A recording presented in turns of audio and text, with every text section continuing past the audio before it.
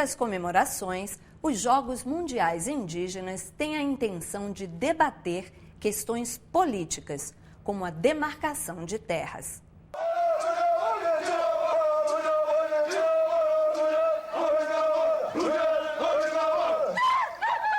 Não tem sentido a gente fazer os Jogos Mundiais. O Ministério está investindo muito recurso nesse trabalho. Se nós não conseguirmos fazer uma aliança com a sociedade brasileira, se nós não fizermos essa aliança, a gente não consegue acelerar os produtos indígenas do Congresso Nacional. Os direitos, a questão da PEC 215, né? É uma etapa de luta. Ela não termina apenas com o protesto.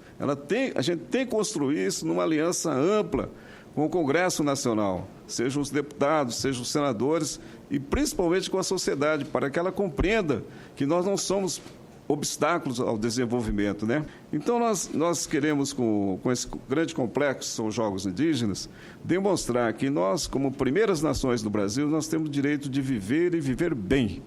Nós temos que mostrar que quando a gente luta pela demarcação da terra, nós estamos garantindo uma coisa que vai ser debatido em 2018 aqui no Brasil, que é a questão da água, a água subterrânea e a água dos rios.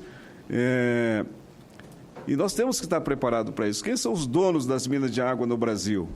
Ninguém debate isso. Então, nós, indígenas, vamos levantar essa questão em 2018. Eu estou no estado do Tocantins. Eu tenho convivido ao longo dos anos com o dilema e os problemas dos povos indígenas. A minha preocupação hoje é que os Jogos Mundiais dos Povos Indígenas em Palmas não sirva apenas como uma peça publicitária para o nosso estado, para a nossa capital, mas que ele deixe de fato um legado importante. Essa reflexão ela vem sendo feita desde o momento em que Palmas foi brindado, né, com o direito de sediar os Jogos Mundiais Indígenas. E já há um bom tempo também nós fazemos o paralelo,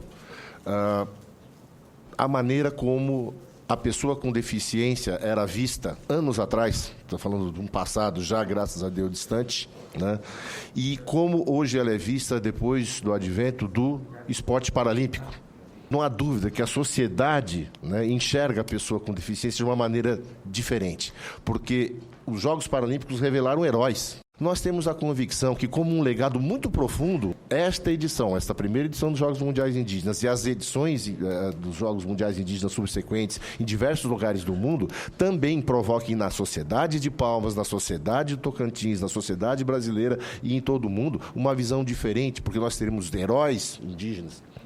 Eles já existem, mas eles vão se tornar públicos, eles vão se tornar notórios, eles vão se tornar portadores, né, e porta-vozes dos valores indígenas, dos valores não só do esporte indígena, mas da sua cultura. Do ponto de vista específico da cidade de Palmas, nós temos como legado, do ponto de vista físico, aquela região que hoje abriga os Jogos Mundiais, que vão abrigar os Jogos Mundiais Indígenas, eles serão a Vila Olímpica de Palmas. A Vila Olímpica de Palmas vai agregar ali não só atividades do esporte de alto desempenho, mas também da formação esportiva, e também teremos uma escola de tempo integral com foco no esporte, né, aberto a toda a comunidade, mudando o eixo urbano da cidade para uma região que parte dela, né, tem uma população de trabalhadores e que terão acesso, né, a equipamentos esportivos, equipamentos de lazer de primeiro mundo a partir daí, assim como uma área de evento. E também o trabalho que o Ministério do Esporte vem desenvolvendo junto com a comunidade indígena não é somente os Jogos Mundiais. O próprio Ministério tem inúmeras ações desenvolvidas para a comunidade indígena. Não é à toa que nós temos hoje, por exemplo, um programa Esporte e Lazer na Cidade, que é exclusivo para as comunidades tradicionais. Temos também hoje o programa Segundo Tempo, que está sendo desenvolvido lá em Manaus, como uma experiência para nós estarmos expandindo as políticas públicas da área esportiva para os povos indígenas. Você vê que essa convivência entre brancos e índios, aí mais de 500 anos, ela é um pouco nefasta com relação principalmente aos povos originários. E aí eu falo com muita propriedade. Eu nasci dentro de uma comunidade indígena.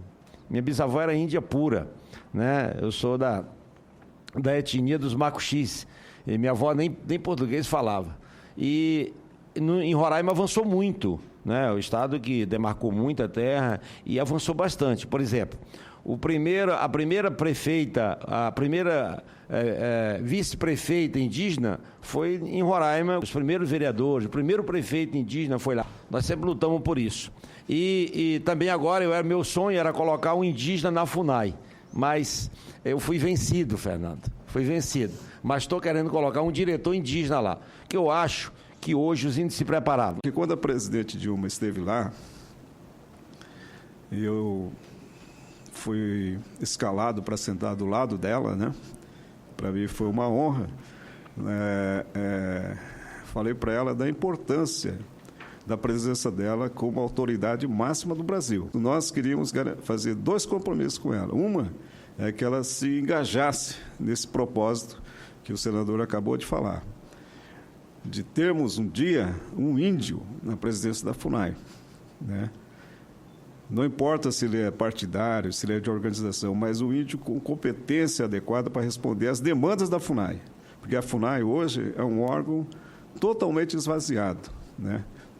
Totalmente sem dinheiro, sem articulação política, né?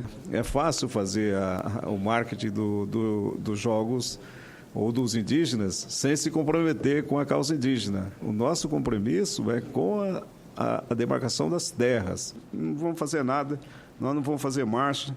Eu vejo os irmãos indígenas fazendo marcha. Isso não é costume nosso, dos índios. A força do índio é espiritual, é cultural, mas desde que tenha a sua terra demarcada. Por isso que a gente faz um combate, um bom combate. No passado, eu ajudei a expulsar fazendeiros de terras indígenas, junto com os Kayapó, com os Kaigangue, com os Yanomami, com os Macuxi, naqueles tempos dos anos 80. Hoje ficou difícil, porque nós temos vários senadores, vários deputados que estão fazendo um trabalho político, de articulação política, coisa que nós não temos. O único índio que nós tivemos aqui no Congresso se chamava Mário Juruna. Então, nós nunca mais tivemos índios eleitos aqui pelo Congresso Nacional e esperamos que, através dos jogos, a gente cresça, como diz a poesia, cresça e apareça, mas apareça no bom sentido, numa grande aliança com o Congresso Nacional também. Nós temos índio no país inteiro, obviamente, porque nós viemos dos índios, todos os brasileiros são indígenas. Eu até quero dar uma sugestão ao governo que, usando dos instrumentos das novas tecnologias, pudesse, durante os jogos que ocorrerão no Tocantins, fazer, nos dias dos jogos, nos 13 dias, um grande tuitaço, mobilizando as redes nacionais de comunicação, um tuitaço no país inteiro. Brasileiros somos todos indígenas. E não apenas em 2015, mas sempre somos todos indígenas. O Em Discussão fica por aqui. Você pode rever este e outros programas pela internet. É só acessar senado.leg.br/TV. Obrigada pela companhia e até o próximo Em Discussão.